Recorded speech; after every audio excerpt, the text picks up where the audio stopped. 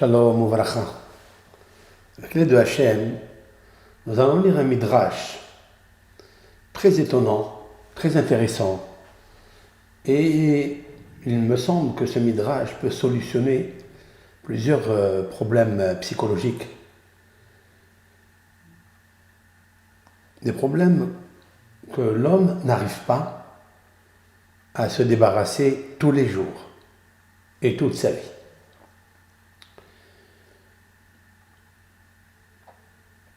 Nous allons apprendre ensemble ce que dit le Havod de Rabbi Nathan. Rabbi Nathan étant un docteur de la Mishnah il y a 2000 ans. Et il est rapporté dans ses écrits des faits, des anecdotes de grands maîtres. Et nous allons apprendre comment surmonter et monter sur les épreuves.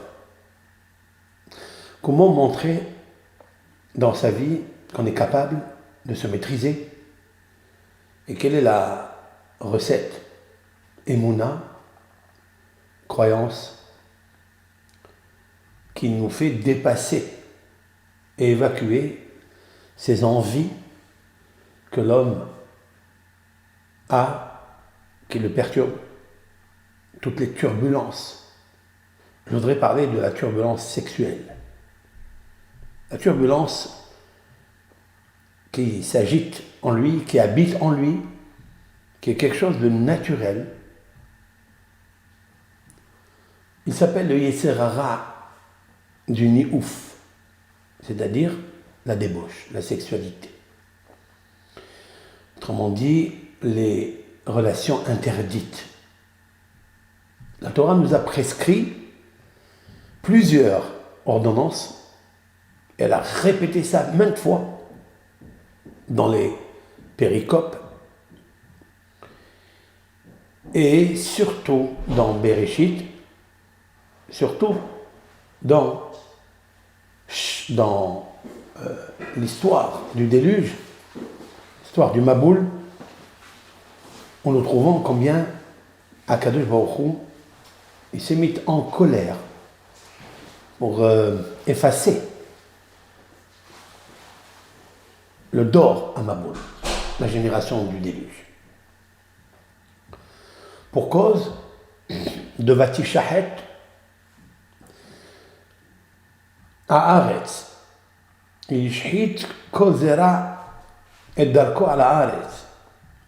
Je m'explique que tout être vivant a abîmé, autrement dit, a détruit la matière séminale, Zar'obo, que l'Éternel a déposé en lui,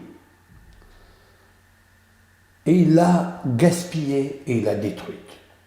Alors que l'Éternel nous a recommandé la mitzvah de pro-urvu, qui veut dire multipliez-vous, fructifiez-vous, procréez des enfants, garçons et filles.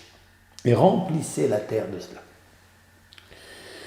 Et la Torah nous dit Vedavak beishto, il s'attachera à sa femme. Et nos sages veut dire c'est quoi? Il se collera à sa femme. Velo be'eshet havero. Si la Torah elle précise qu'il doit se marier avec une femme et s'attacher à elle, seulement à elle, donc elle nous interdit toutes les autres relations. La Torah, dans la paracha de Aharimot, qui se trouve dans le Lévitique, et c'est la lecture que l'on lit le jour du grand pardon, on a choisi ce texte justement parce que la Torah, elle sait que l'homme a des pulsions de chaleur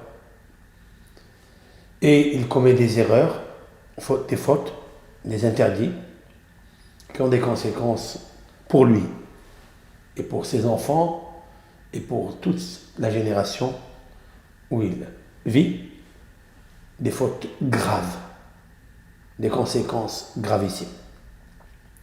La Torah énumère quelles sont les femmes interdites, quelles sont les relations interdites, etc. Donc ce qui est permis, c'est uniquement ta femme. Tout le reste, il est interdit. Et la Torah nous dit des termes, etc. Mais on sait très bien qu'il y a le Yetzer Hara. Il y a ce penchant mauvais qui est en nous. Comment, j'allais pas dire l'effacer, mais au moins l'atténuer, ou plutôt peut-être l'adoucir. Comment adoucir cette force négative qui est en nous? Lorsqu'il te montre une force tellement grande, tu ne t'abstiens pas, tu ne te retiens pas, tu ne peux pas le faire. Comment on peut aider les jeunes et les grands aussi, justement à comprendre comment ça marche? Et quel est en fait le remède pour cela? Je vais citer donc un midrash qui est dans Avot de Rabbi Nathan.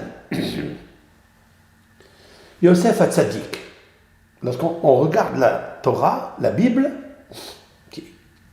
l'Ancien Testament, comme on l'appelle, puisque je parle ici à des juifs de ma communauté, à des chrétiens qui suivent mes cours, à des musulmans qui suivent les cours.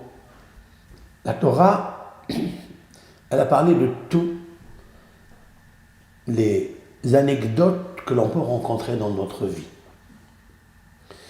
Et lorsque on ouvre le livre de Bereshit, la Genèse, nous trouvons une histoire, une anecdote, très très prisée dans les livres des Midrashim et dans les livres du Moussar.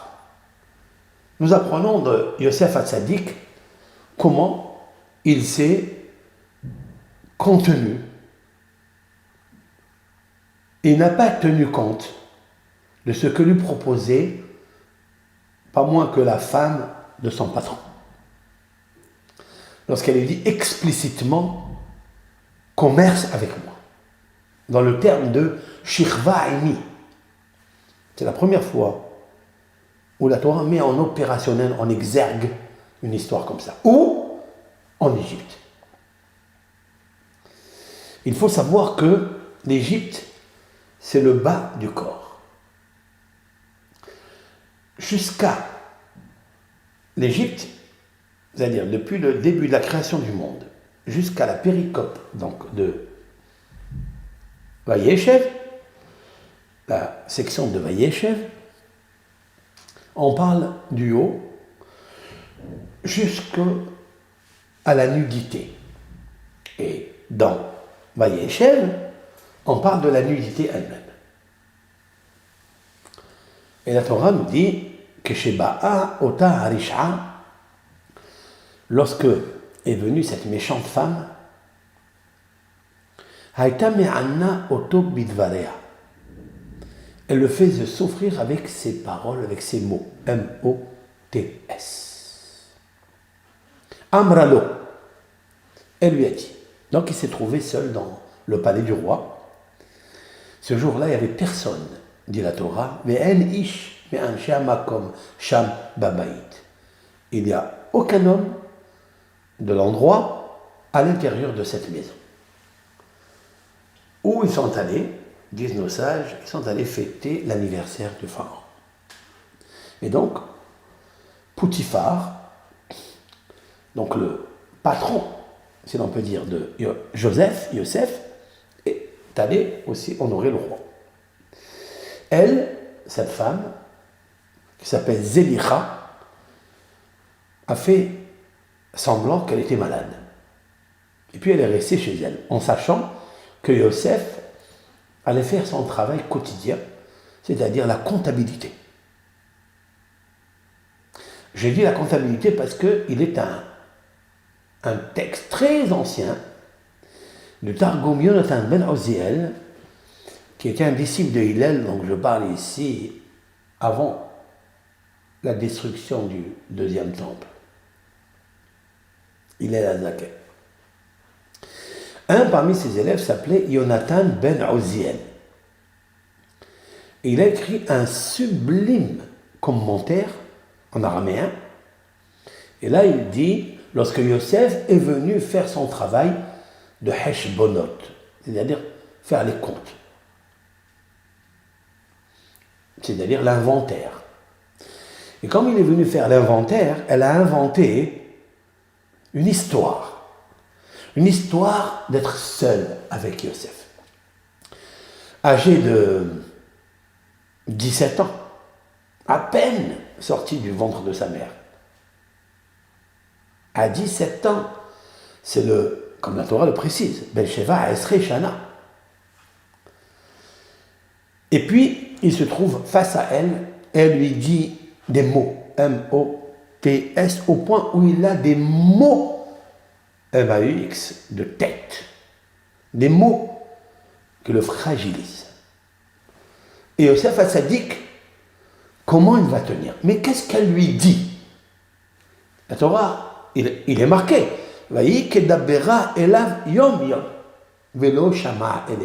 Je traduis.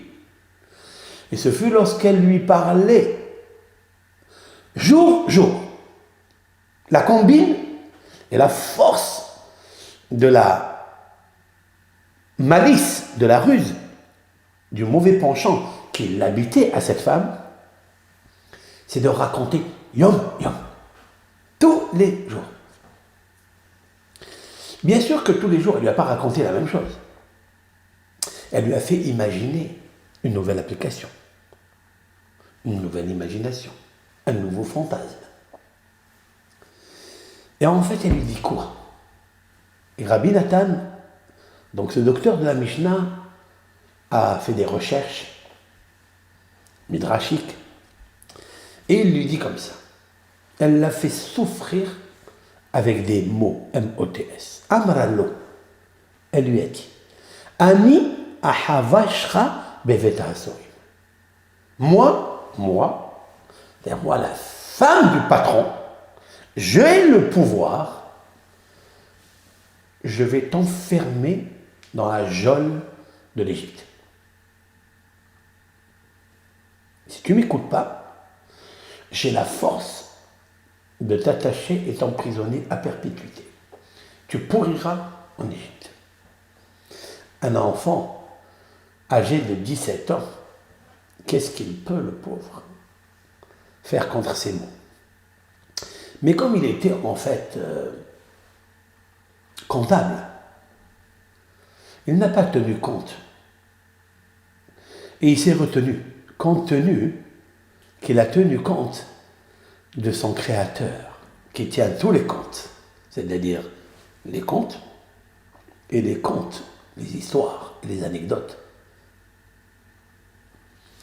Et donc elle lui contait, elle lui racontait des belles poésies, des belles chansons, en lui disant « Je t'attacherai en prison toute ta vie, si tu ne m'écoutes pas. » Amarla, que Yosef, il doit lui répondre. Amarla, Hachem, donc le nom de Dieu, Matir Asurim. Il dénoue les prisonniers. Il libère ceux qui sont attachés. Tu veux m'attacher à toi. En fait, Yosef, il s'est dit, elle veut m'attacher à elle. Donc, en me faisant attacher à elle, elle se sert de l'emprisonnement qui se dit attaché à quelque chose de quoi? De vide. La prison, c'est quoi? C'est un endroit vide, une geôle, où tu t'enfermes là-bas. Tu n'as pas de liberté. Alors, attache-toi à moi et je te libère de là où il n'y a pas de liberté. Et il lui dit, Yosef, Hachem, l'Éternel, m'attire à sourire. Il libère les prisonniers. C'est très beau ça. Ça, c'est un verset qui se trouve dans les psaumes. Le psaume 147, verset 7. Hachem m'attire à sourire. Donc David Ameller, lorsqu'il a capté les psaumes, il a capté cette chanson de Yosef. En effet, c'est comme s'il y avait un dialogue entre l'instinct, pulsion, luxure, qui est à l'intérieur de l'homme, qui veut l'attacher à lui pour pratiquer certaines fautes, certaines erreurs, certains plaisirs. La réponse est quoi? C'est de lui dire, tu ne peux pas m'attacher.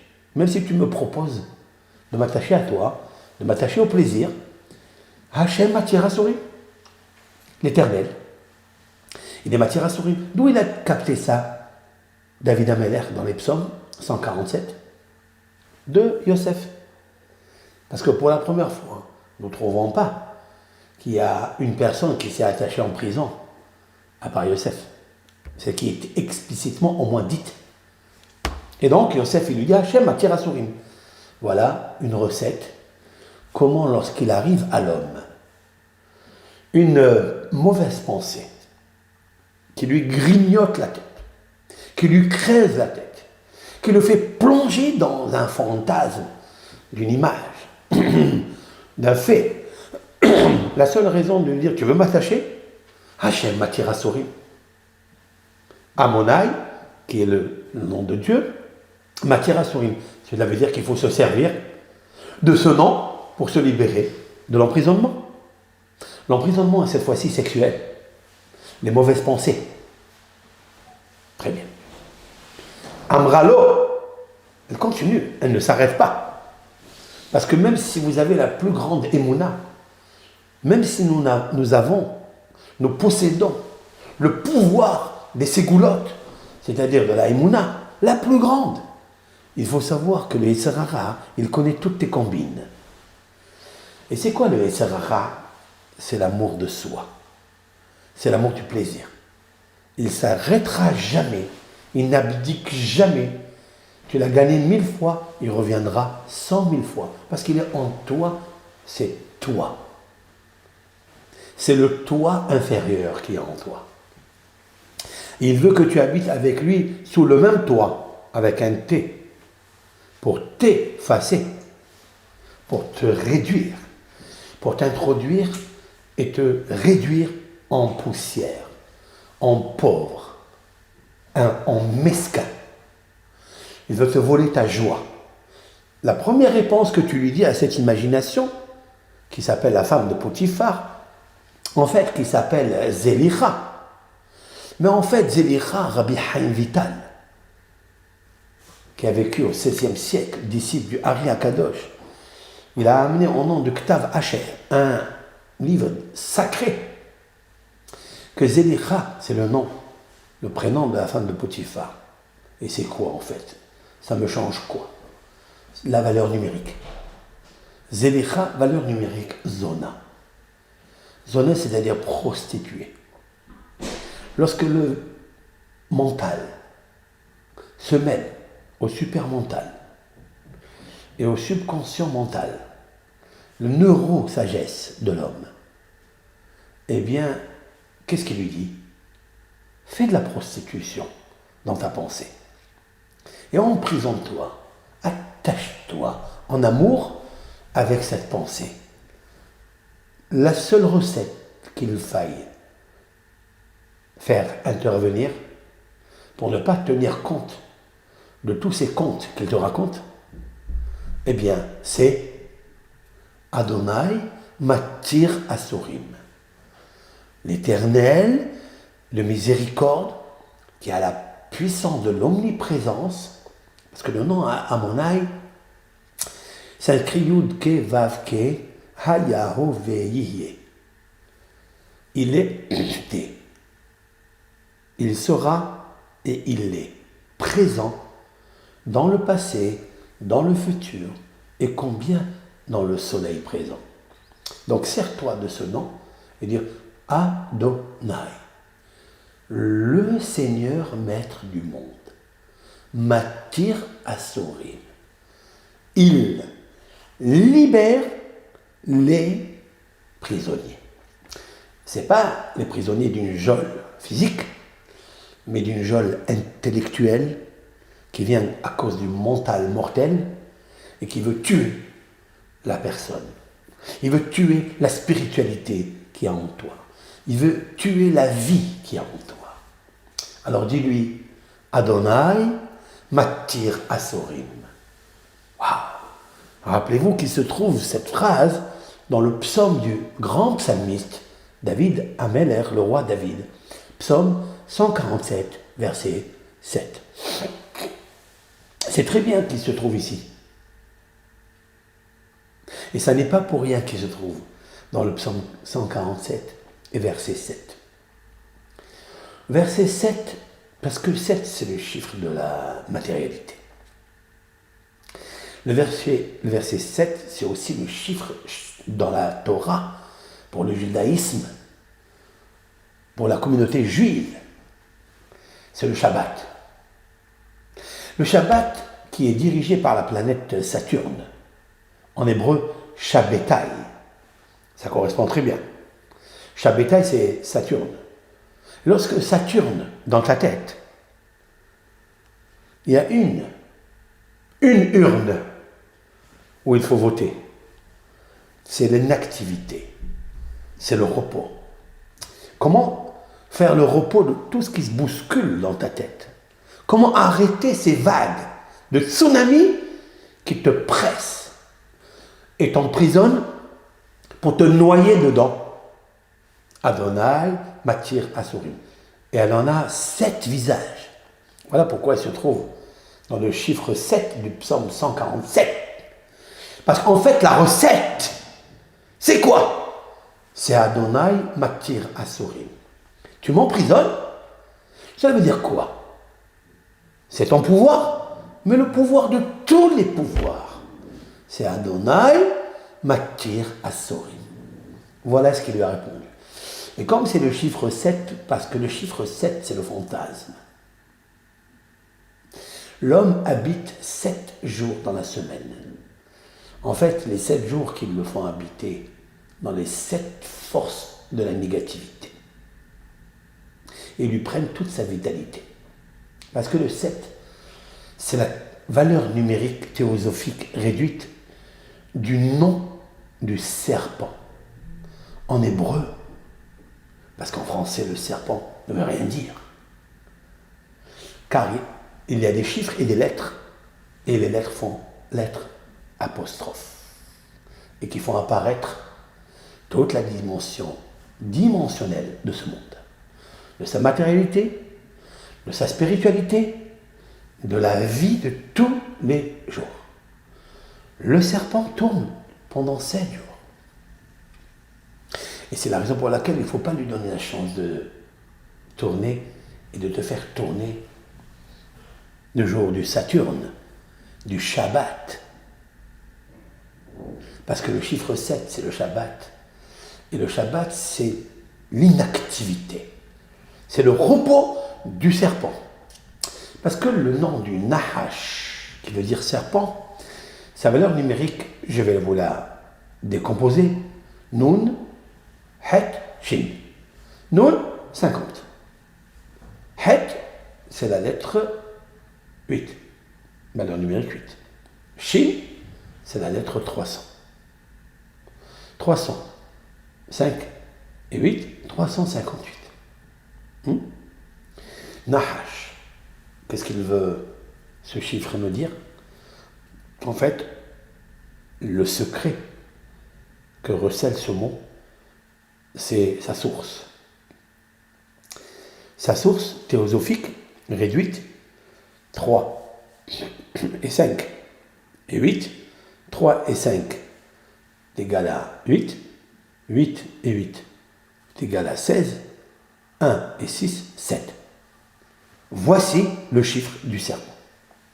Le serpent est combiné et combineur par l'astuce, la ruse du chiffre 7. C'est sa recette. Et en fait, il te fait tourner à une vitesse vertigineuse les 7 têtes du serpent. Car le serpent a 7 têtes, et en fait, c'est quoi? Ça veut dire quoi? Quel est le secret? La spiritualité des 7 prénoms du serpent. Il en a 7 et nos sages les ont identifiés. Et nous allons parler, dans la suite de ce cours, des 7 prénoms du Yetzer Hara, du mauvais penchant. Ce chiffre-là ne correspond pas uniquement à la communauté juive, pour le judaïsme. Il correspond à tous et à toutes les nations. Ils doivent savoir que la Torah, qui a appelé le premier serpent le centre de la terre, le centre du Guéhinam, le centre de l'imagination, le centre du provocateur, du traître, elle l'a appelé Nahash. Elle n'a même pas parlé de sa naissance, elle a immédiatement parlé de lui. Comme si ce n'était pas une naissance qui figurait dans la création du monde. Puisqu'il n'est pas dit que Dieu a créé le serpent. Il dit que Dieu a créé les reptiles, les rampants. Mais il n'a pas dit le serpent. Elle a juste dit que le serpent était nu ou rusé. Ve'anahash, dans ces termes. Ve'anahash haya arum mikol hayat asadeh. Et le serpent était rusé ou bien nu, parce que arum, qui veut dire nu, ou qui veut dire rusé. En fait, toute sa force, c'est qu'il est un pouvoir traître, rebelle, qui est en fait tellement rusé, arum, pour te rendre nu, pour te dénuder de tout ton pouvoir. Sagesse, neurosciences, intelligence, neurosagesse, neurone tout court, ner, neshama, roi, haya, yehida. Il veut tout enlever. Mais qui et où il est, où il habite? J'ai envie d'y aller dans sa loge, j'ai envie de le déloger, j'ai envie de lui couper les pattes. En fait, ce n'est pas les pattes qu'il a, c'est qu'il a des pattes comme le cancer, qui est ce crustacé qui se trouve dans la mer et qui a je ne sais combien de pattes. Il en a plusieurs pattes pour te briser tes pieds, pour te couper tes pieds, que tu ne puisses plus marcher, que tu ne puisses plus avoir une dignité, une stature, une élégance, une délicatesse. C'est ça qu'il veut. Mais où il se trouve? Il se trouve à l'intérieur de toi. C'est le Nahash Akadmoni, c'est le serpent à l'origine de la création, c'est-à-dire le fantasme, l'imagination. C'est ça le Nahash. Et il en a 7 tours à faire à l'homme. Tous les jours de la semaine, il lui sort une nouvelle application. Cette fois-ci, c'est la beauté, cette fois-ci, c'est les habits, cette fois-ci, c'est les bonnes paroles, cette fois-ci, c'est les clins d'œil, cette fois-ci, c'est de se poster avec un vestimentaire décent ou indécent. Hein? Tout ça pour te faire descendre, pour te faire tomber, pour te faire chuter, pour te faire devenir rebelle, angoissé, stressé, anxieux, peiné. Il veut t'enlever en fait son sourire. Il en a 7 comme ça. C'est pour ça qu'il s'appelle Mirchol, trébuche. Tout ça trébuche, c'est pour qu'il te crée des embûches. Il te donne une bûche tellement douce, mais après tu as la bûche, la boucha, c'est-à-dire la honte. En hébreu, boucha. Comment contredire ce serpent-là? Comment contredire ce serpent qui tourne? Il est flexible. Il est très flexible. Car l'imagination très flexible, agile, habile, il est rapide, très rapide. Et il se faufile. À l'intérieur de toi, il te crée comme ça une lumière de fantasme, de miroitage. Car le mot Nahash veut dire Nehoshet. Nehoshet veut dire le cuivre. Le cuivre, à l'époque, les femmes se servaient de faire leur miroir pour bien se voir et bien recevoir l'amant ou l'aimant avec un aimant pour lequel ils sont attirés. C'est le devoir de la femme. Et il se présente toujours comme une femme, la force de la femme. Elle a un nom en hébreu, dans la valeur numérique est 480. Mais ça aussi, c'est très puissant.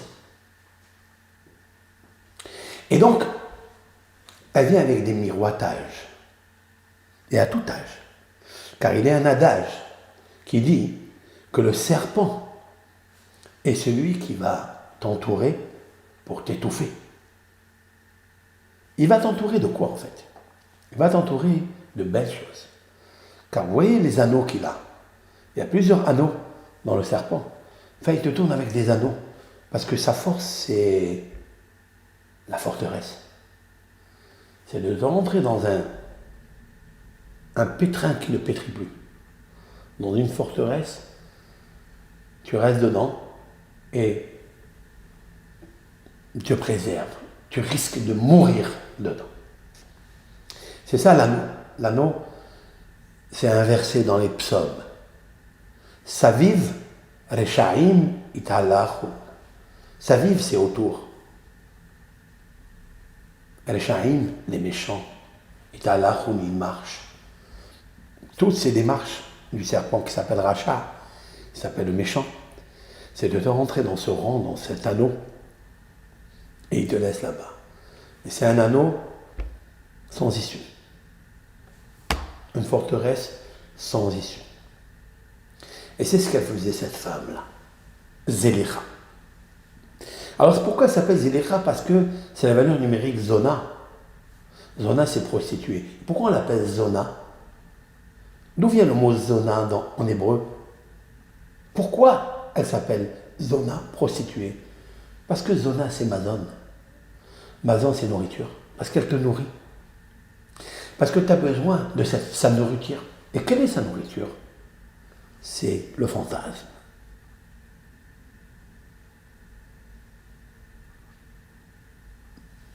Tu te nourris de ça. Comme il est marqué dans le schéma Israël, fais attention à tes yeux, à ton cœur, car ton cœur, tes yeux se prostituent et se nourrissent de cela. Donc sa force, c'est de nourrir l'homme. Elle est à l'intérieur de toi. Comment contredire cette nourriture? Adonai m'attire à sourire. L'Éternel, il libère les prisonniers. Donc, ça c'est la première tentation. C'est le premier piège, le premier tentacule que la femme de Potiphar a tenté de faire tomber Yosef. Mais Yosef, grâce à Dieu, il a la recette. Hachem. Hachem. C'est attaché à Hachem. Maintenant, elle continue. Elle lui dit, si tu fais ça, alors Ani anaker et anecha. Moi, je crèverai tes yeux. Waouh! Quoi?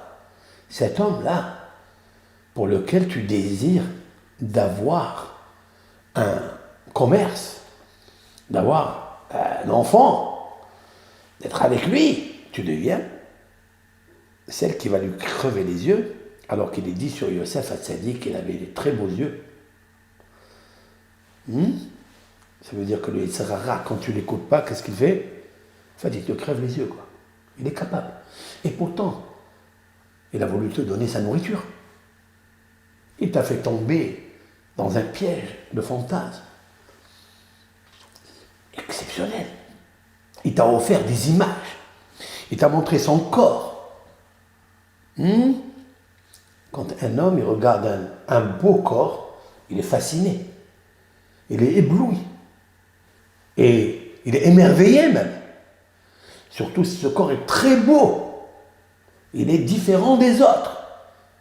Tu vois, c'est quelque chose de sublime. Qui a créé cet effet subliminal? C'est qui? C'est lui. Parce qu'il est très beau. parce qu'il est merveilleux. Mais quand tu n'écoutes pas le Serara, et tu dis, ah bon, tu ne veux pas de mon corps? Tu ne veux pas regarder mon corps? Parce que Yosef, il n'a pas levé les yeux. Il n'a pas levé les yeux, elle lui parle, mais lui, il rabâche des recettes contre ce qu'elle lui dit. Il lui dit, si tu ne lèves pas tes yeux, je te les crève. Waouh! Combien il arrive des fois où un garçon, peu importe, il connaît une fille. C'est ce que moi, j'ai vécu dans des expériences qu'on me raconte. Et puis, ça ne marche pas entre eux. Et pourtant, c'était l'amour folle. C'était le plaisir, le désir le plus ardent. Plus que l'ardent de, comment on appelle ça, du Séné, là. Le buisson ardent. Mais c'est vrai que c'était un ardent fou d'elle. Mais c'est devenu un buisson. Il n'y a que les épines. Et ils se battent, ils se tuent, ils atterrissent dans les tribunaux et après dans les hôpitaux. Parce que l'un se déchire pour déchirer l'autre. Mais pourquoi? Où est passé cet amour? C'était juste un fantasme. C'était juste un miroitage. C'était un effet d'imagination. C'est quoi? L'application nouvelle et qui est ancienne. Elle est ancienne parce qu'elle existe depuis la création du Gan Eden, de Hava, de Adam Arishon et du Nahash, puisqu'il s'est trouvé avec les deux. On ne parle pas de la chèvre, on ne parle pas du taureau, on ne parle pas du singe, on parle du serpent. Et c'est quoi ça? Nehoshet. Nehoshet, cela veut dire le miroitage, le cuivre, car il a un effet miroir. On peut se voir pour recevoir. Et c'est ça qu'il a voulu. Il a fait miroiter Hava, elle est tombée dans le piège. L'embûche, trébuche. Et après elle a eu honte, il l'a répudiée littéralement du Gan Eden. Ça c'est ce qui s'est passé. Et bien c'est ce qui veut se passer maintenant avec Yosef Hatzadik. Mais sauf que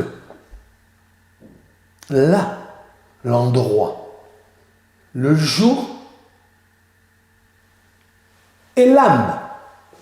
Car il y a 3 dimensions qu'il nous faut savoir. En hébreu, ça s'appelle Hashan. Il y a ce qu'on appelle le Zman, le temps.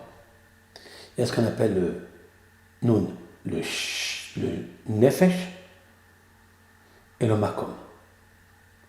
Ça veut dire l'endroit, la personne, le Nefesh, la personne, et l'endroit.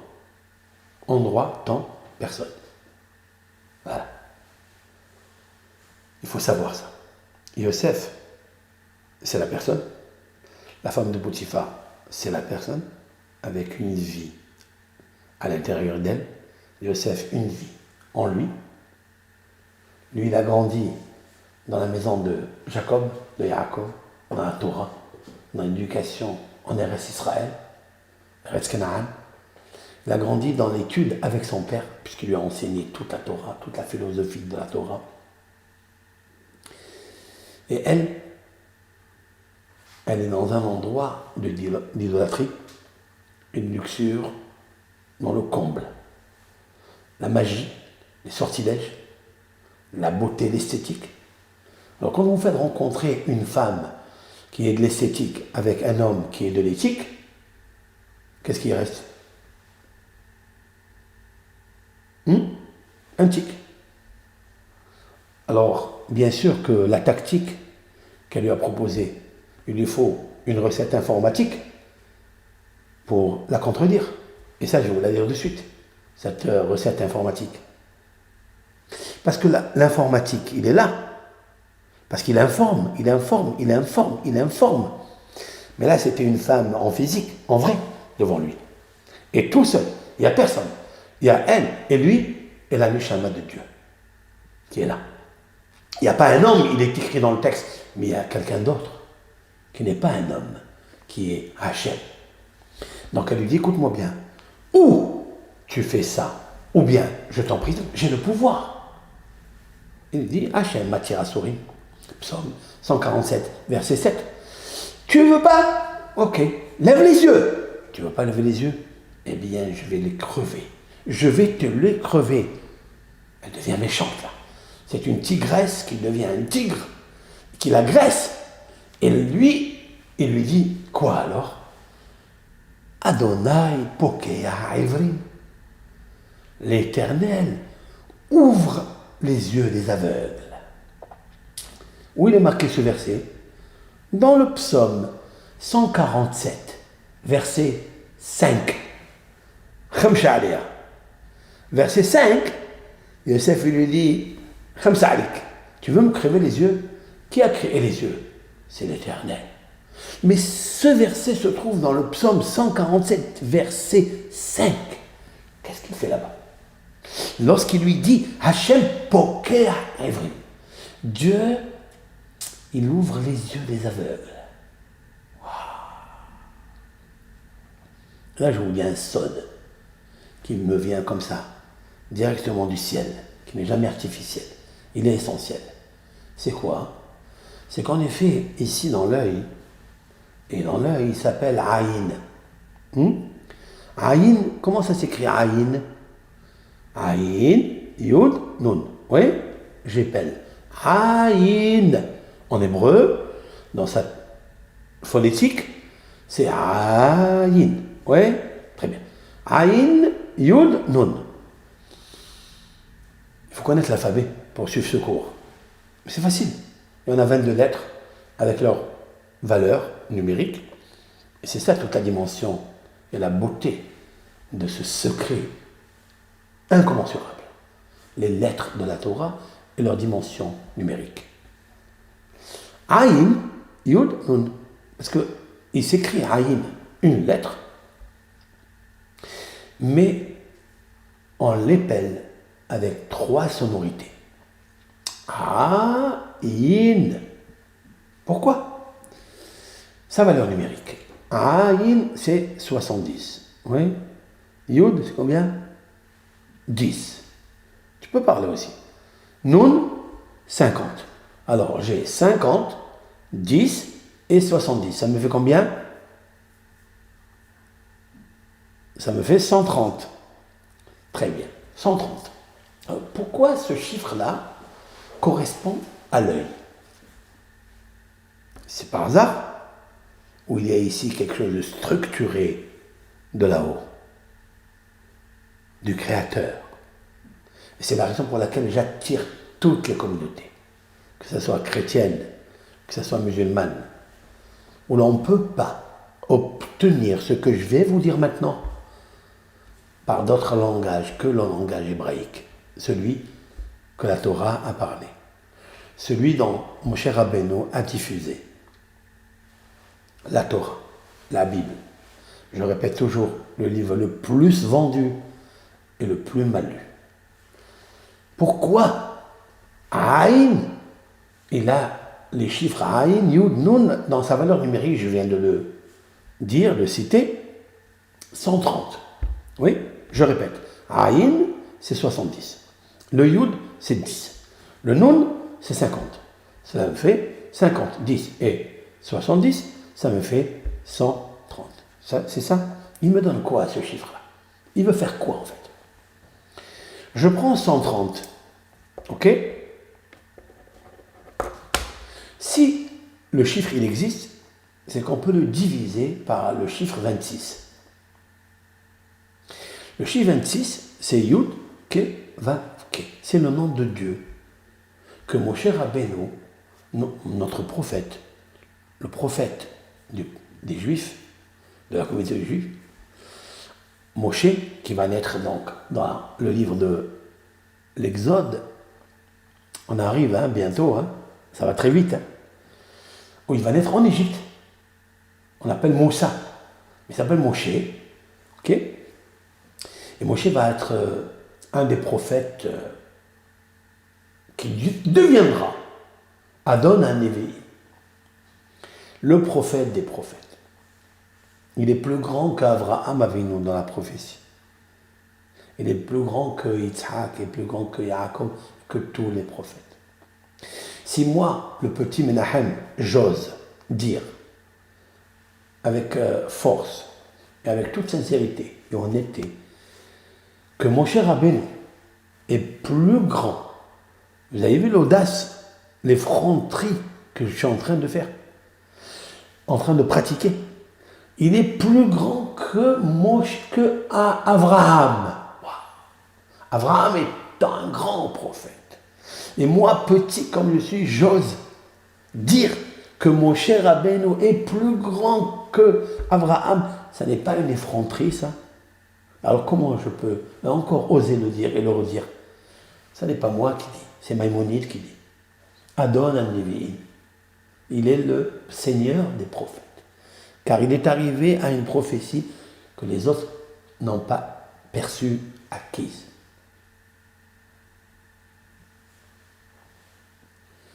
Où c'est marqué ça? Dans le livre de Bamidbar. On le verra que Moshe Rabbeinu va avoir un affront de sa sœur Myriam et de Aaron qui vont parler de lui, et que Dieu va les réunir devant la tente d'assignation au tabernacle. Il va leur faire une réprimande chaude. Pourquoi avez-vous parlé de Moïse, mon serviteur? Il n'est pas comme les autres prophètes. Je parle directement avec lui, comme un homme, il parle à son camarade. Comme un homme, il parle à son camarade, n'a existé nulle part. Bien avant, dans les textes, dans les décennies qui suivent la création. Même pas Avraham Avinu. Et Maïmonide de dire Adon ha-Nevi'im.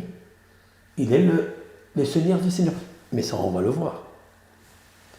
Et on le voit aussi que tous les autres patriarches qu'on connaît, Abraham, Isaac, Yaakov, ils sont enterrés quelque part. Et on sait où ils sont enterrés, à Hebron, en Eretz Israël. Sarah, Léa, Myriam, tout le monde, on sait où ils sont enterrés. David, Shlomo, où est Moshe? Où est enterré Moïse? Personne ne sait, et personne ne saura. Il est marqué dans la Torah. Velo yada ish et kevurato ad hayom hazeh. Aucun homme ne connaîtra et ne connaît pas où est enterré jusqu'à aujourd'hui. Quand la Torah nous dit jusqu'à aujourd'hui, elle veut te dire que aucun expert, aucune délégation scientifique, archéologique ne pourra trouver où il est Moshe Rabbeinu. C'est pas seulement ça, c'est que les anciens étaient plus anciens dans la sagesse et ils ont essayé de trouver. Alors que la Torah, elle cite la localité, Har Nevo, Moulbet Péor. La Torah nous dit, dans le mont Nevo, en face de cette statue Péor qui était une idolâtrie, une statue d'idolâtrie, oui, elle nous dit où? Ils sont allés chercher dans la montagne. Ils n'ont pas trouvé. Et pourtant, on a trouvé le tombeau d'Aaron. Vous comprenez ce qui se passe là? La Torah n'a pas dit sur Aaron qu'on ne trouvera pas. Où? Mais sur Moshe, elle a dit, tu ne trouveras pas. Ad hayom hazeh, ça veut dire quoi? Jusqu'à l'avènement messianique. Jusqu'à ce que lui-même, il sortira de là où il est. Et moi, petit comme je suis sûr et certain que ça va arriver. Et bientôt. Bientôt. Parce que nous sommes dans l'approche des événements qui font éclater l'impureté, l'idolâtrie, pour faire révéler la dimension de la Kedusha, de la sainteté, c'est-à-dire la lumière de l'éternel Hachem, Akadosh Baruch Hu. Yud Ke Vav Ke. Ok? Maintenant écoute bien. Si mon œil, il obtient une valeur numérique en hébreu, la langue sacrée de la Torah, la Shon HaKodesh, c'est pas parce que seulement je m'exprime, tu me comprends, on négocie. Non, c'est qu'il veut révéler des dimensions spirituelles. C'est que 130, je veux le diviser par le nom du Créateur. Ce nom du Créateur s'appelle Yud Ke Vav Ke. Et c'est ça qui est extraordinaire. c'est que 130 divisé par 26, parce que le nom de Dieu, vous le savez, Yud, Ke, Vav, Ke, Yud c'est 10, et c'est 5, ça fait 11. Vav c'est 6, ça fait 17, et encore 5, ça fait 5, ça fait 26. 26, je prends 130, je divise par 26, ça me fait combien?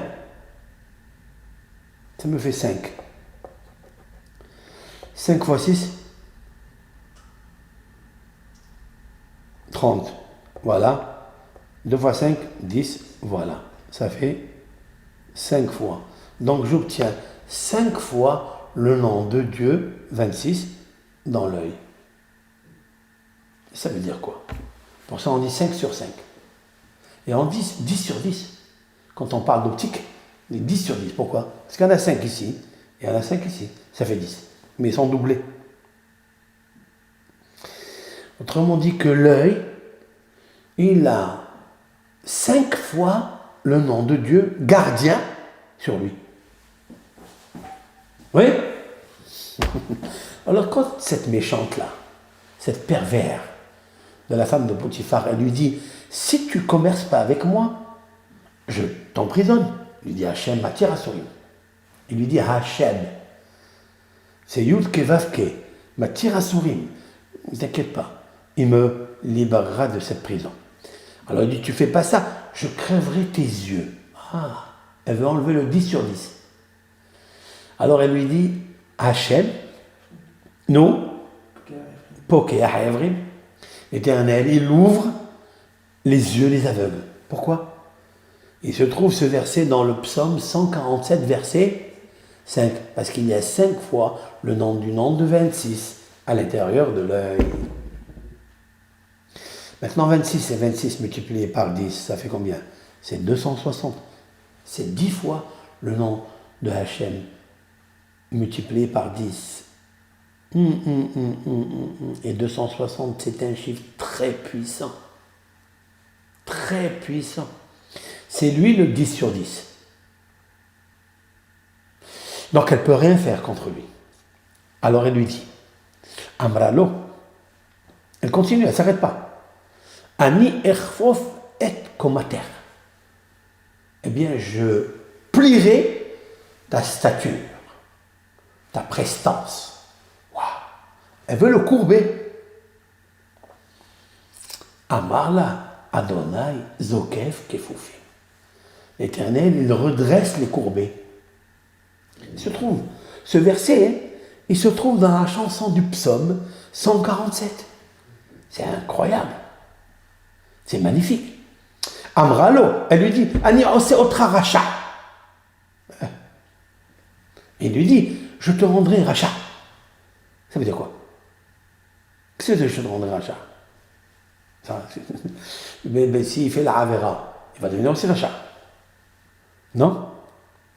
Racha, ça veut dire que je vais te faire une publicité d'un homme agresseur. Tu es un vrai rachat.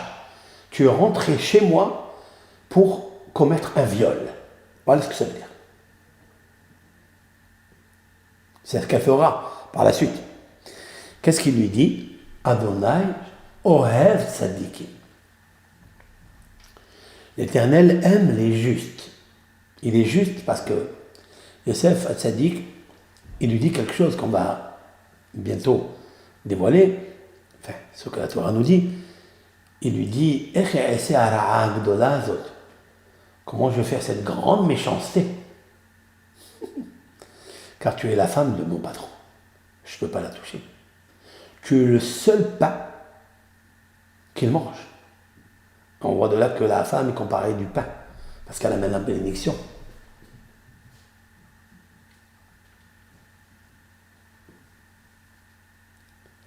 Alors il lui dit, Hachem Ohev Tzadikim, tu veux me rendre rachat.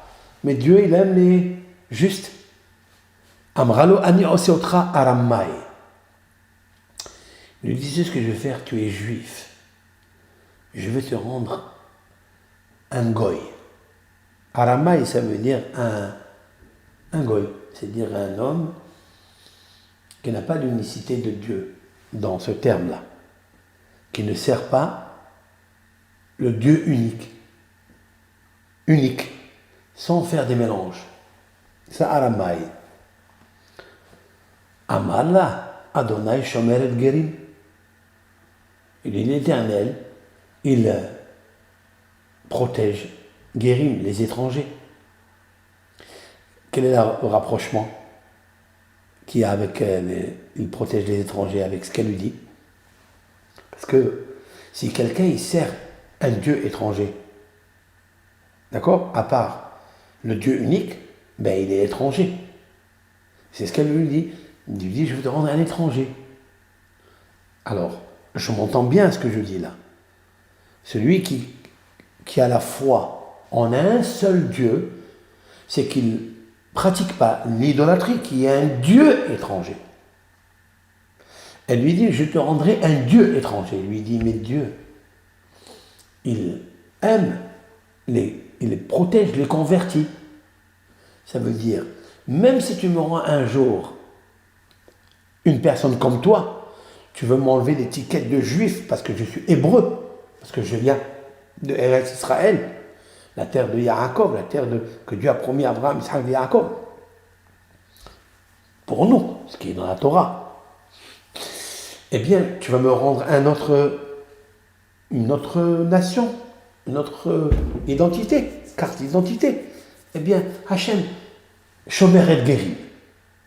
Dieu, il protège les étrangers ou les convertis. Dans ce sens-là. Ad Amar Ech E'ese Ara'a Agdola Azot. Il suit le Rabbi Nathan. Rabbi Nathan, donc, il suit jusqu'à ce qu'il lui a dit comment ferais-je cette grande méchanceté. Voilà ce que dit le Midrash. Maintenant, le Midrash continue. Va'atitma Yosef HaTzadik. Tu peux t'étonner de dire, est-ce que c'est vrai tout ça? Est-ce que véritablement Yosef, il a eu la force de lui dire à cette femme qu'il ne veut pas la toucher, âgée de 17 ans, lorsque les pulsions sont comme le tsunami, lorsque l'adolescence, elle est fulgurante, elle est puissante. Il est seul devant elle. Il paraît-il qu'elle était très très belle, très bien habillée, très bien costumée, avec des paroles au début dures, doux, après dures, c'est vrai, parce qu'il n'a pas écouté. Il est vrai que Yosef, il a tenu à cette épreuve, vont nous dire certains moqueurs. Alors le Midrash veut résoudre ce problème. Mais Atitma, Yosef HaTzadik, ne t'étonne pas que Yosef a tenu. Et il s'est retenu. Compte tenu qu'il n'a pas tenu compte d'elle, mais compte de Dieu, de Hachem. Shaharé, Rabbi Nathan nous raconte une anecdote de son époque. Shaharé Rabbi Tzadok, Haya Gadol Hador. Rabbi Tzadok était le grand de la génération. Là, on parle ici il y a 2000 et quelques années. On revient à presque il y a 2000 ans. Et il était le grand de la génération. Que Shinishba le Romi, lorsqu'il était pris en captivité à Rome, donc c'est à quelle période? De Titus, lorsque Titus a détruit le premier temple. Et donc, Titus, ils ont amené les captifs et les ont amenés à Rome. Par bateau, ils les ont amenés à Rome. Donc il s'est dit, Titus, que cet homme-là, c'est un euro sagesse. Il doit contenir des conseils extraordinaires. Je vais profiter de lui. Donc il l'a amené en captivité et il va se servir de lui pour des conseils. Il y a beaucoup de discussions entre les sages, entre les curés, entre les prêtres. Qui est la vraie religion? Donc un jour, nous allons faire des réunions à débattre. Est-ce que la Torah elle est vraie? Est-ce que l'islam est vrai? Est-ce que le christianisme est vrai? Et donc j'ai besoin de Rabbi Tzadok. Rabbi Tzadok Aya Gadol adore Keshnishba le Romi, qui a été pris en captivité à Rome. Netalto matronita ahat. Elle a pris une matrone. Il y a une matrone de Rome, elle aussi c'était une miss Rome. Veshagralo shifha ahat yafa. Elle lui a envoyé dans sa chambre une servante qu'elle avait belle, très belle. Elle lui a envoyé une shifha, une servante, pour le séduire et l'introduire et le réduire. Tu m'écoutes?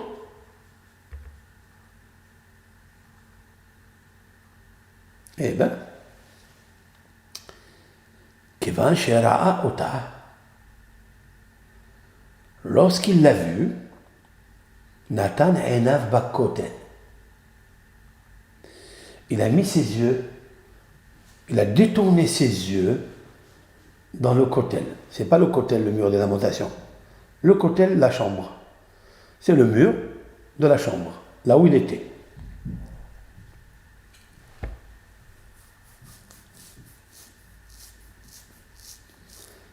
Pourquoi il a mis ses yeux? Chez Loïr Ena. Ve'aya Yoshev Veshone Kol halayla. Elle lui a envoyé pendant la nuit, parce que la nuit, c'est les forces les plus grandes qui arrivent pour la luxure et la sexualité. Toutes les débauches sont débauchées la nuit. Toutes les forces négatives débauchent la nuit. Donc elle est partie. Elle lui a envoyé donc cette Shifha, elle était très belle, et elle lui a envoyé cette femme pour commercer avec lui, le séduire. Quand il l'a vu, Nathan Enav, vous avez vu le Midrash, il a mis ses yeux. Qu'est-ce que j'ai dit tout à l'heure? Les yeux, Aïn. Aïn divisé, ça veut dire 130 dans sa phonétique, divisé par 26, ça fait 5. 5 et 5.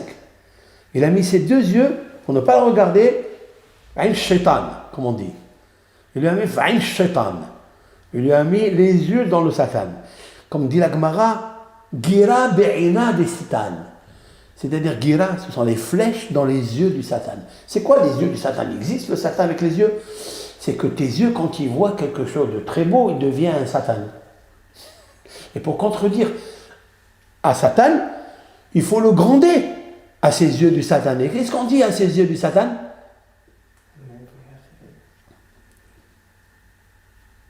Adonai Pokeach Evrim. Parce que si tu touches à cette femme et tu regardes ce qu'il ne faut pas regarder, tes yeux ils vont se fermer.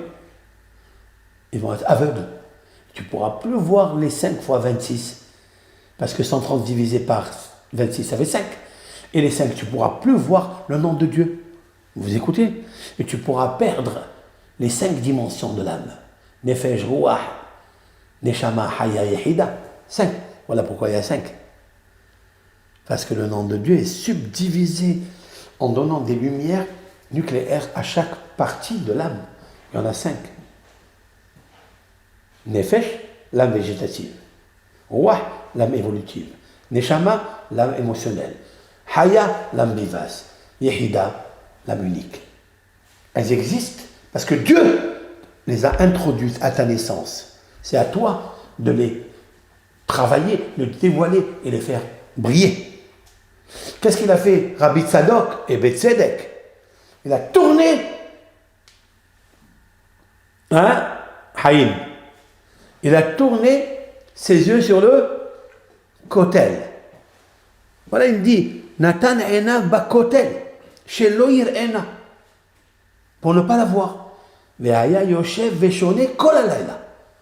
Donc Rabbi Tzadok se trouvait à Rome après la destruction du temple, et il l'a emmené là-bas, et malheureusement, la matrone, elle a vu qu'il était tellement beau, elle lui a envoyé une servante prostituée pour commercer avec lui. Donc quand il a vu, il a tourné ses yeux, il a regardé le mur, kotel. Et il étudiait toute la nuit. Choné, il répétait, révisait, parce que c'est ça qu'il faut faire. La recette, c'est quoi? C'est au lieu de te remplir ta tête d'images, d'applications, de fantasmes, oui, eh ben, il faut remplir ta tête et ton cœur de Mishnayot, d'études. Les Shaharites, le matin, alors qu'il n'a même pas regardé. Ça veut dire quoi? Ça veut dire qu'elle était très mal habillée. Il a tourné ses yeux sur le kotel. Qu'est-ce qu'elle a fait le matin? Elle est partie se plaindre devant la matrone, celle qu'il a envoyée. Elle est partie voir cette femme-là, qui est la matrone, Amrala. Elle lui a dit, Shaveli, Hamavet. J'aurais préféré, elle dit, elle aurait préféré la mort, Mishinetatani, les Ishazé, que de me mettre devant cet homme-là. Qu'est-ce que tu m'as fait là? Tu m'as humilié. Il ne m'a même pas regardé. Il a regardé tous ses yeux, il les a mis là-bas au lieu de me regarder à moi. Alors regarde, je suis la plus belle que tu as envoyée. C'est quoi cet homme-là? Tu m'as humilié, elle lui dit. Shalha Vekara'alo, la matrone, elle a envoyé un serviteur pour rappeler Rabbi Tzadok. Amralo, mi penemalo asita ima ishazot kedershi asu bene Adam. Elle lui dit, pourquoi tu n'as pas commercé avec cette femme comme le font, comme l'habitude que font les hommes habituellement? Ils prennent du plaisir, ils se nourrissent. Amarla, il lui a dit, Uma e'ese, que ferais-je? Mikeuna gedola ani. J'appartiens à une archie de prêtres du Beth Amikdash. Mimishpaha gedola ani. Je suis et je fais partie d'une grande famille. Amarti, je me suis dit, chez Ma'avo Aleha, de peur que je vais commercer avec elle, je vais avoir une relation avec elle, Veir Beti Mamzerim Be Israël, et je vais multiplier des enfants étrangers à la Keuna, au sacerdoce, dans le peuple d'Israël. Vous écoutez ce qu'il lui dit? Kevan Sheshama'a Devarav, lorsqu'elle a entendu ces paroles, Siveta Alav, Patarto Bekavod Gadol, elle a ordonné à ses ministres de le libérer et de le ramener chez lui à la maison en Eretz Israël avec un grand honneur. Waouh! Qu'est-ce que j'apprends de là? Deux choses. Que lorsqu'il te vient un Yetzirara dans ta vie de ce genre-là, et que tu es un être humain comme tous les autres humains, comme l'a dit la matrone, en fait, à quoi il faut penser? Je suis Am Ségoula, Mamlechet Kohanim. Comment ferais-je une chose pareille alors que je viens d'une dynastie? Le fils d'Abraham, Yitzhak et Yaakov, de Sarah, de Rachel, de Léa. Je viens des 12 Shevatim. Comment je peux faire une chose pareille? Ma famille est grandiose. Ça, c'est Aleph, oui. Mais il y a autre chose que je voudrais déceler ici. Pourquoi il a mis son visage dans le kotel? Il a mis ses yeux vers le kotel. À quoi ça sert de mettre sur le kotel? Pour ne pas la voir. Ben, ferme tes yeux. Ferme tes yeux. Ne les ouvre pas. Quelle est la réponse? Une fois que tu as vu, la réponse est la suivante. Une fois que tu as vu cette femme, le travail a commencé. Si tu la fermes comme ça devant elle, tu restes devant elle, même si tu te retournes, tu finiras par te retourner et la regarder. Mais si tu l'as mis kotel, qu'est-ce que c'est le kotel? Le mur. C'est le mur. Regardez les initiales du mot kotel. Chaque fois que tu termines la Hamida, juif, juive, tu dis une phrase. Mais nafshi, ka'afar, la kol tiye. Et mon âme, elle est comme du sable pour tout ce qui me regarde. Pour toutes les forces négatives qui me veulent du mal, ne me prenez pas. Nafshi, mon âme, ka'afar, elle est comme le sable. Je vais retourner un jour au sable, à la poussière. La kol tiye. J'adresse à tous ce message-là. Quand tu veux t'énerver avec quelqu'un, pourquoi vraiment tu prends la rancœur et la vengeance et la colère? Pourquoi? Parce que tu te considères. Et tu le considères aussi à lui. Hein? Comme tu le considères à lui, tu ne veux pas que lui te domine. Alors comment nos sages, ils ont contribué à éclater cette force négative? Comment? Benafshi ka'afa la kol tiye. Mon âme, elle est poussière pour tout le monde. Mais tu peux me gagner, tu peux être plus grand que moi, tu peux me prendre mon honneur, tu peux me prendre ce que tu veux. Un jour, je vais retourner au sable. De toute façon, je ne vais rien prendre avec moi. Ni la beauté, ni la richesse, même pas la sagesse, si je ne l'ai pas ici. Alors, Benafshi, Ka'afar, la kol tiye, c'est une phrase qu'il faut répéter. Quand il te vient, le Yetzer hara, quand c'est tes yeux qu'on veut crever, qu'est-ce que tu dis? Adonai, Pokea, Evrim. Lorsqu'on veut te mettre en prison, parce qu'on t'emprisonne avec un fantasme, ouais, dans un geôle intellectuel, imaginaire, qu'est-ce que tu dis? Adonai, Matir, Asurim. Lorsqu'on veut te courber, parce que le Yetzer hara, c'est ce qu'il cherche, il veut t'emprisonner, il n'arrive pas. Il veut te crever les yeux, il n'arrive pas. Mais au moins te courber, ça veut dire que tu marches comme ça, comme un pauvre, comme un indigène, comme quelqu'un qui est un clochard, hein? Qui n'a pas la tête haute, comme un miout. Adonai, Zokef, Kefufim. Dieu, il soulève les courbés. Et lorsque le Yetzer hara, il vient à côté de toi, c'est pas une imagination, c'est comme cette servante-là qu'elle a envoyée, la matrone Miss Rome. Qu'est-ce qu'il faut faire? Il faut dire Kotel. Kotel, les initiales. Venafshi, Ka'afar, la kol tiye. Et mon âme, elle est considérée comme du sable. De toute façon, c'est pas bon ça. Et toi-même, ta beauté, un jour, elle retournera au sable. Comme nous l'a appris Rabbi Akiva, quand la femme de Tournopus, le Romain, encore une fois, qui a envoyé sa femme pour séduire Rabbi Akiva, et qui était une femme très très belle.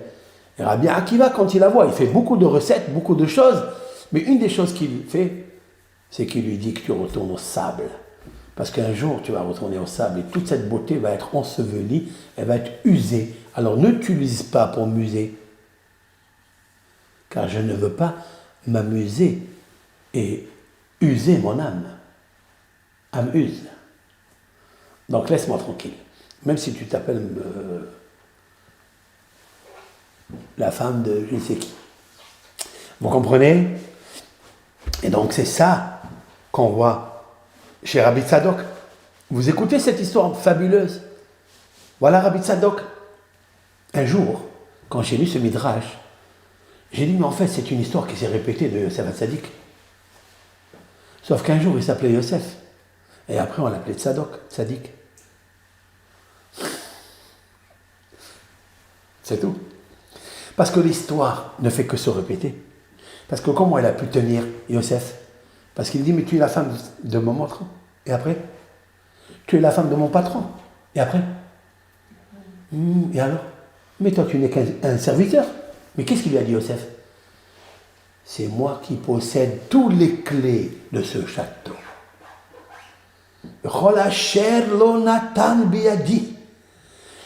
Je suis le ministre de Pharaon.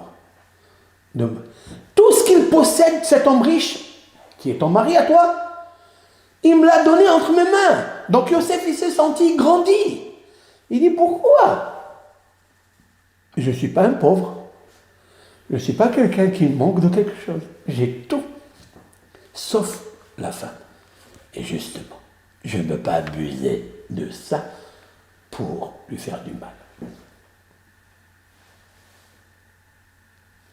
En effet, pour le tuer. Car si Yosef avait commis cela, il aurait commis la première des choses. C'est quoi? Adultère. Non. C'est pas l'adultère qu'il aurait commis en premier. C'est de violer l'honnêteté que son patron a déposée en lui. Et ça s'appelle tuer son patron.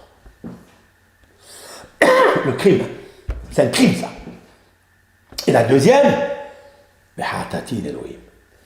je vais fauter à mon pas devant Dieu. Ça, c'est une autre chose. Et alors? Mais Elohim, il m'a fait grandir dans la maison de Jacob. Il m'a fait grandir dans l'homme le plus riche au monde. Yaakov, fils d'Isaac, fils d'Abraham, les patriarches. Je suis le petit-fils d'Abraham. Je suis le fils de Yaakov. Celui qui va rentrer en Égypte et que la famine va s'arrêter, puisqu'elle fera que 2 ans de famine. 5 années ont été économisées.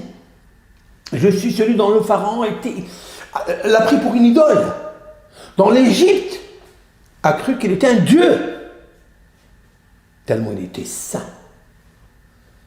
C'est ça qu'il a dit, Yosef. Maintenant, je comprends, lorsque nos sages ont dit qu'il est venu son père dans l'astrologie, que son père, Yaakov, s'est apparu en lui on dit dans le halon. C'est quoi le halon?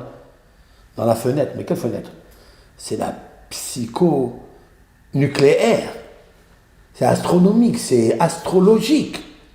Dans sa pensée, comme si son ange lui parlait, au moment où il voulait commettre le péché.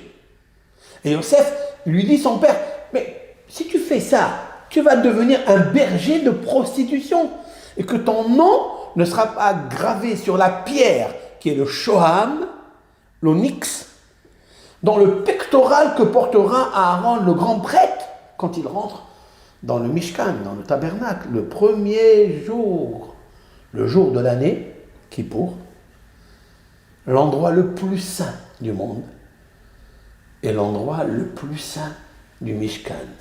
Nous avons l'homme, Aaron, nous avons l'endroit, c'est l'endroit du Mishkan, et nous avons le jour, qui est le jour de Kippour. Il lui dit, je ne peux pas faire une chose pareille. Car si tu fais ça, tu vas être on va retirer ton nom. Est-ce que Rabbi Tzadok, il n'a pas employé ça? Rabbi Tzadok, quand il lui dit, pourquoi pas regarder? C'est très simple. Mimishpahat Keuna, moi je viens d'une grande famille des Kohanim. C'est quoi ça? C'est le pectoral. Je suis en train de faire ici la composition. Pourquoi je dis qu'en fait, c'est une deuxième édition, Rabbi Tzadok, de Yosef Hatzadik. Parce que Yosef Hatzadik, il s'est servi du pectoral, de la Keuna. Son nom va être effacé. Il dit, moi aussi, mon nom risque de s'effacer, parce que moi, je viens d'une grande dynastie de prêtres. C'est une preuve extraordinaire. Toi aussi, tu viens d'une dynastie. Et c'est la raison pour laquelle un juif ne peut pas se marier avec une femme qui n'est pas de sa communauté. Même si elle est riche, même si elle est intelligente, même si elle est tout, sauf si elle devient Bat Israël. Hachem Shomer et Gerim. Dieu, il protège les convertis, les étrangers convertis. Ah, mais le judaïsme n'a jamais obligé personne à le faire. Vous comprenez ce que je veux dire? Il n'a jamais obligé, parce qu'on n'oblige pas, comme l'ont fait l'Église et d'autres, où ils ont écrasé cette ségoula de prêtrise. Donc tu comprends? C'est ça qui est extraordinaire.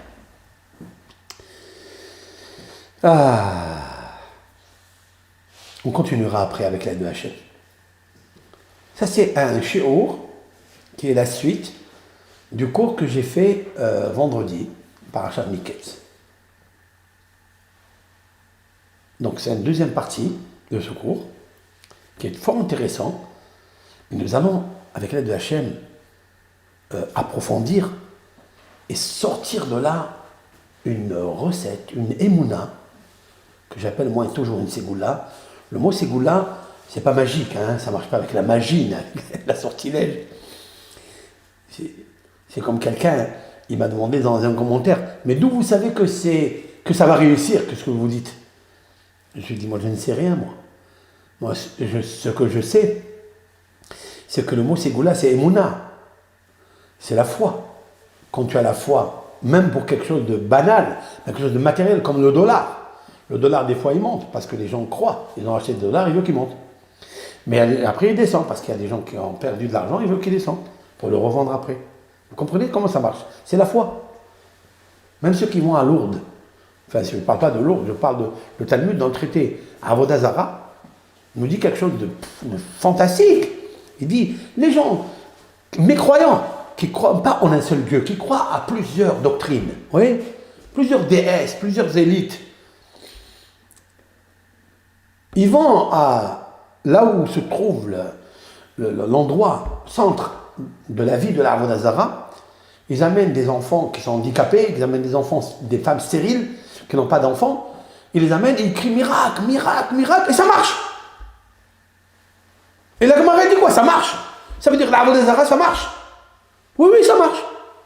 Je veux dire pourquoi? Parce que si la Avodah Zarah était un mensonge, si elle était caduque, si elle n'avait pas de force d'exaucement, qu'elle ne conférait rien du tout, alors pourquoi la Torah nous dit, il ne faut pas faire Avodah Zarah, il ne faut pas faire l'idolâtrie. La Torah, elle va nous dire des choses qui sont vaines, qui sont mensonges. Non, parce que c'est vrai. Alors le Talmud lui demande, mais si c'est vrai, alors pourquoi on ne le fait pas? En fait, ce n'est pas vrai que ces forces négatives agissent. C'est la foi et la confiance et le sacrifice que tu mets pour eux qui marche. Parce que tu te dis, je vais réussir. Et c'est ça. Et cette foi n'appartient pas à la statue. Elle a un autre statut, lui, l'éternel. Parce que la foi, elle est d'origine d'une seule force, l'unicité, la émouna, Dieu. Mais toi, tu la mélanges avec des forces étrangères qui s'appellent Avodah Zarah. Zara. Avodah, un culte étranger. Mais la foi que tu as en toi, de croire en quelque chose et qui marche, sache que c'est d'origine divine. Ça. Ce que la Torah, elle te dit, n'associe pas ma foi que j'ai mis en toi, parce que moi, j'existe, Dieu, un seul, ne la mélange pas, ne fais pas un dualisme avec les forces étrangères. Vous comprenez?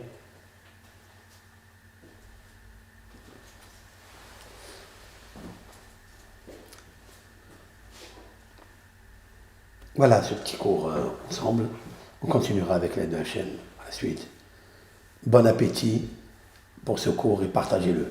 Kol Tov Lachem.